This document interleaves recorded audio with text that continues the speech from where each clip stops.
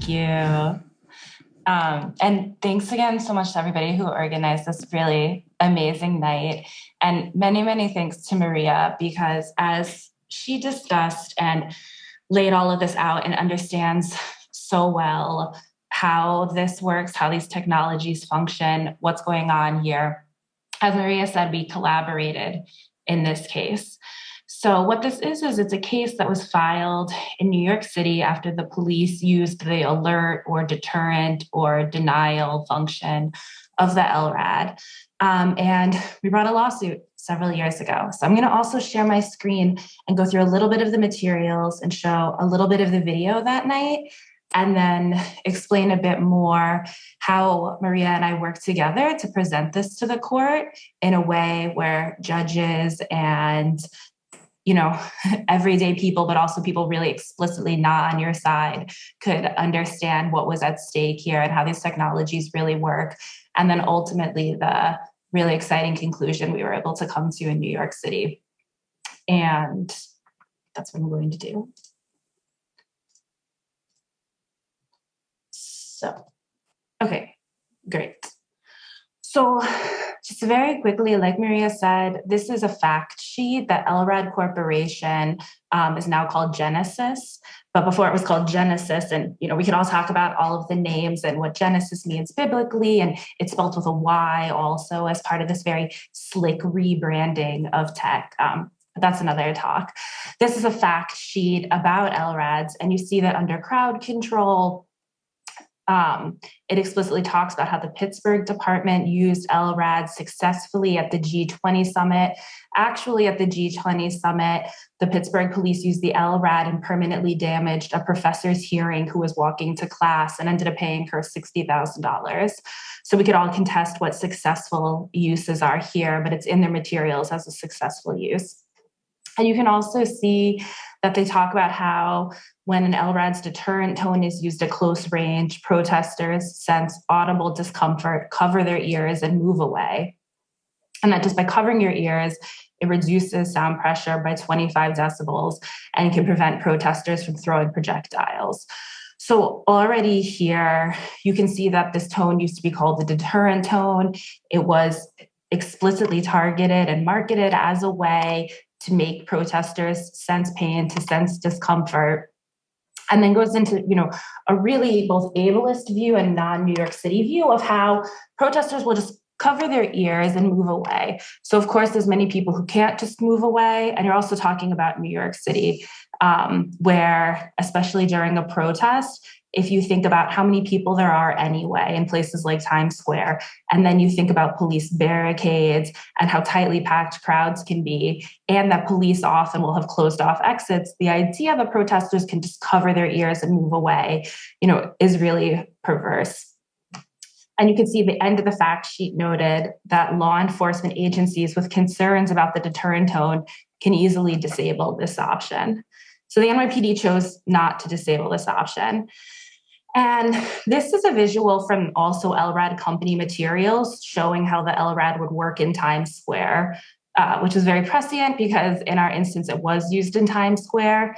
You can see there's this red bit for about a block and a half, and that's the area where you could have permanent injury and hearing damage. And this whole part is where everything you're saying would be completely understood. So that's 7 more blocks. And then the green area, which stretches out much further, is also where you could clearly be heard. But this is where it is still loud and potentially dangerous. And this is where it could cause permanent damage. And something to keep in mind, which I think Maria raised, and that you have to realize about sound, is that when something hurts your ears because of sound, it's causing damage and it's permanent, right? If you break a bone or break your arm or break your leg, that heals. But with what happens to your ears, that never heals, right? So the fact that this is meant to cause pain means it's meant to cause hearing damage. When you're talking about hearing, the same thing. There's no pain in ears without damage, just like with breaking a bone or your wrist, except it doesn't heal. And then this is just something from a 2010 report that the NYPD did itself about LRADs. And so this is 2010 before the incident. And you could see in this report that me? the device... Oh, can you hear me for a second? Sorry. Can Yeah. you put your screen on full? Because we see the slide small and we see the rest of the slideshow. Yeah. So this here is part of the briefing that the NYPD did that I was talking about if you go down to the fourth paragraph, you can see that it has a special mode to propel piercing sound at higher levels that are considered safe to human ears. And at this point, the device causes damage to someone's hearing and can be painful. And I believe Maria went into it, but this was actually made to be on a boat on Navy ships to cause pirate ships to turn around. That if a pirate ship was advancing on your ship, the sound would be so loud that a pirate ship over the open seas would need to turn around. So obviously there's concerns if we're going to be using it on the streets of New York City. And the last thing before is that this is a test that the NYPD did in 2010 in a parking lot. And you could see that they called closer than 320 feet away potential danger area and didn't even test it. And that it was at 102 decibels, which is extremely loud, even at 320 feet. And so this here is a picture of the back of an LRAD 100X, which is what was used in New York City. And you can see that it has a 30-degree beam. So it's a cone. It's very directed sound. And the back of it says, do not enter during continuous use for up to 10 meters. And it's cut off a bit here. And then here is also where you can enter with hearing, with hearing protection, like earplugs, and then this is where it's safe to be. So you can see that there's this 30-degree cone that you're not supposed to be within 10 meters of at all. So what we had happen here, and this is a video that was taken by one of our clients, was, as Maria said, in 2014, so 4 years after that report was written, protests against the murder of Eric Garner by a police officer who was kneeling on his chest. And the police used this device, and this is a video of one of our clients from very close. And this client actually had a history of hearing loss, and you wore earplugs. And I could send the YouTube link for it so people can watch the full video. So he was someone who was particularly sensitive to loud sounds. And because there was no warning before it, he wasn't able to put his earplugs in. And you can see in the video where it drops down and he actually puts his earplugs in. So I'm going to play a really brief part of it just so you can see how close police were using this deterrent tone. But, cover your ears if you're sensitive to this, because it's meant to, Maria, take your headphones off, and I'm going to take mine off too. It's meant to cause pain and permanent hearing loss, not only because of the volume, but because of the particular frequency it's at, which is where hearing is most sensitive. So I hope it's not too loud.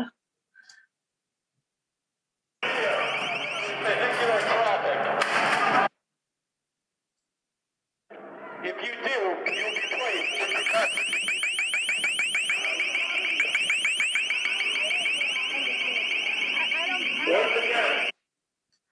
So the purpose of that is you can see that the police were about, a couple feet of cars width away from people. So much, much, much closer than 320 feet, certainly. And so that's what happened. And it was my job.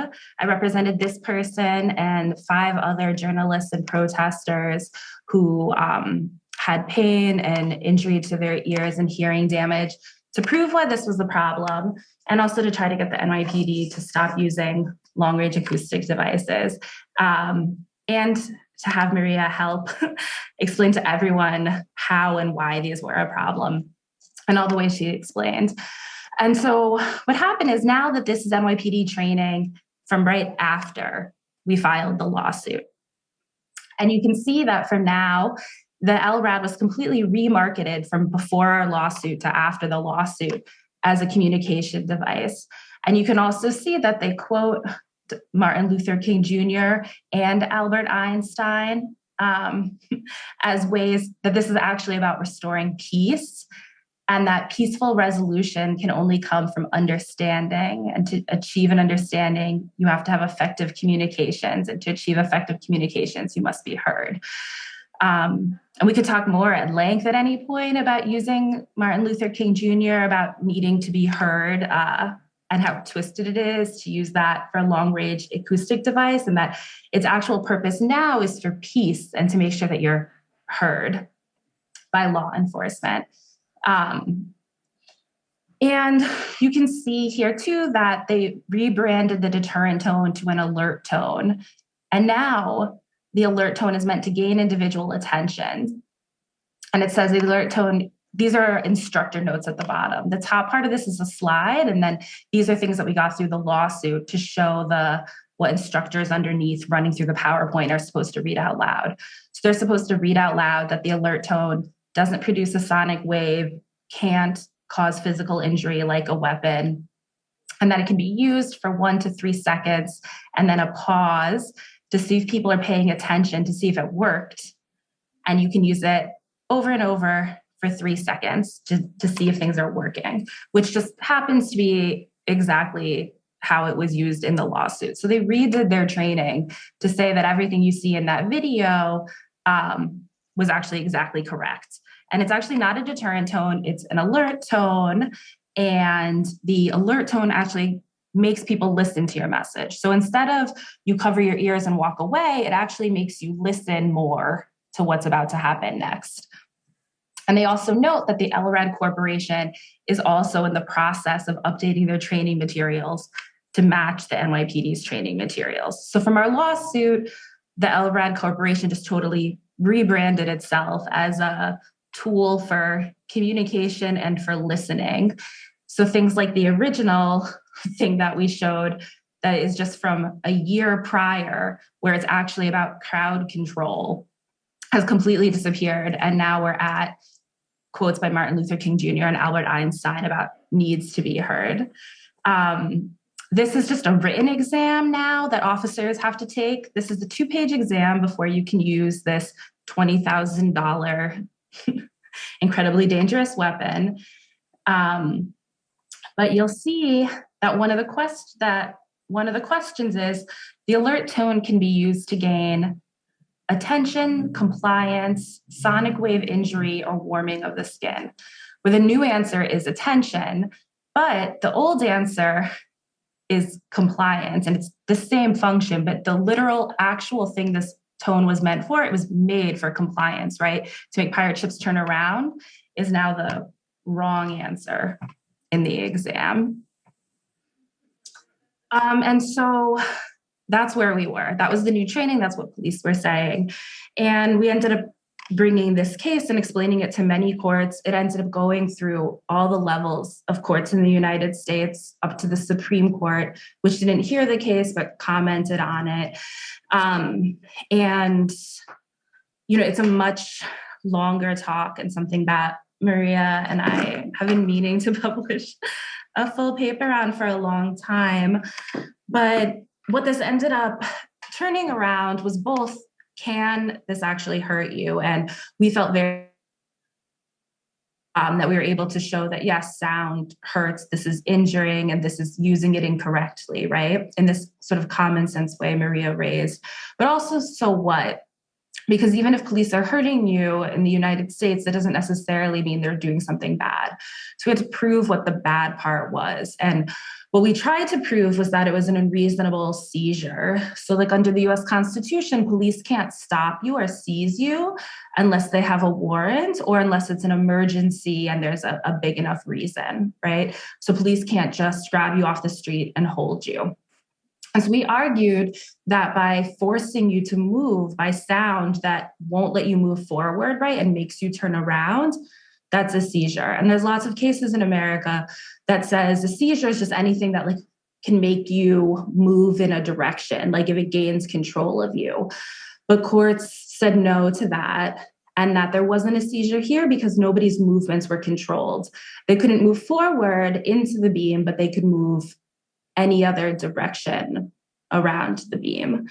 But what courts did say was a problem in a very American way was that there could be a due process violation here, which is in the United States, there's sort of a catch-all part of our Constitution where the government can't act arbitrarily. And you've probably all I'm assuming read a lot about libertarianism and the "don't tread on me" snake flag.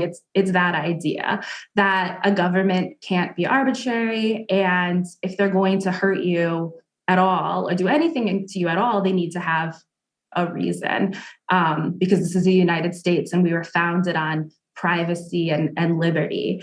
So what we appealed to was this goes outside of your privacy and your liberty to have the government, blasting the sound at you. And a lot of courts agreed to that and said that this does seem to violate your due process rights, in a way where sound pointing at you feels arbitrary.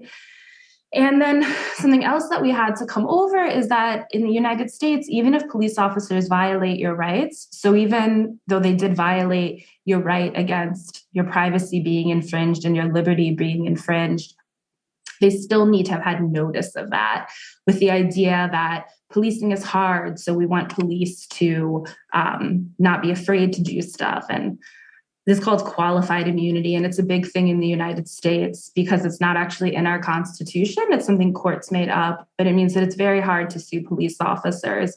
And basically, before you can sue them, they have to have done the same thing wrong before and had a court say it was wrong before. So police officers in the United States oftentimes get like one chance at doing something wrong. And as long as they're the first ones to have done that thing wrong, nobody gets in trouble. It's very problematic doctrine. And here, this is incredibly new technology. So there was no way we could prove, there's 0 cases on LRADs before. So we couldn't at all prove that this had happened before. But we're able to convince courts that sound hurting people is common sense enough. And that this is a really dangerous, where you can't just tell police they can come up with novel ways of hurting you, and then that's fine. So if there's something that can obviously hurt someone, police can't do it. And that this is like that, where especially because that picture we showed, the back of it said, you can't use this. Anyone holding this big device with a picture that says no one should be within 10 meters, and they use it from half a meter, they should just know. And that police don't need a court opinion directly on point to know not to do something that, hurts people in new, novel ways, because we want to discourage police from just thinking up ways to hurt someone they've never hurt anyone before. And the higher courts agreed with us, and the Supreme Court refused to overturn that. And we were able to get a settlement with the city of New York that they're completely never going to use the deterrent tone again. So that deterrent tone does not get used anymore. And that's the intro to this. And stay tuned for when Maria and I write a full article about all these points. And thanks, everybody.